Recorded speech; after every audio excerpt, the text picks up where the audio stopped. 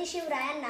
रयतेच्या राजाला ज्याच्या भक्तीला जोर नाही, शौर्याला तोड नाही, जो अथंग आहे सागर समान, ज्याच्या छत्रा म्हणजेच आभाळा समान, जो त्या सूर्याची शान, मराठी मनात धगधगता स्वाभिमान आणि काळीज आहे सह्याद्री, ज्याला शंभूचा अभिमान, देवाने जिचा पहिला स्थान, जो मराठ्याचा आसमंत आहे, कृपावंत आहे, दयेचा वसंत आहे, ज्याच्यामुळे स्वराज्य देखील स्वप्न उदयास आलं, ते श्री छत्रपती शिवाजी महाराज यांना मी अभिवादन करते.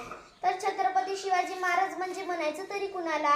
36 हत्तीचे बळ असणारे, त्रस्त मोगलांना करणारे, परत न फिरणारे, तिन्ही जगात जाणणारे, शिस्तप्रिय, वाणीचं तेज, जिजाऊंचे पुत्र, महाराष्ट्राची शान, हार न मानणारे, रयतेचे हितचिंतक, जनतेचे राजे म्हणजे शिवाजी महाराज.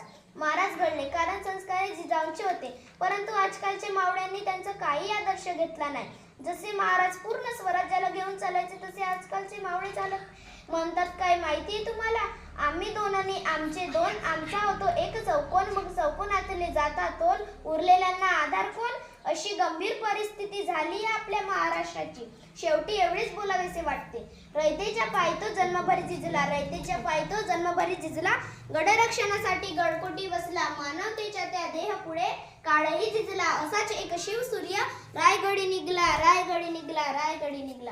एवढे बोलून मी माझे 2 शब्द संपविते. जय जिजाऊ, जय शिवराय. धन्यवाद.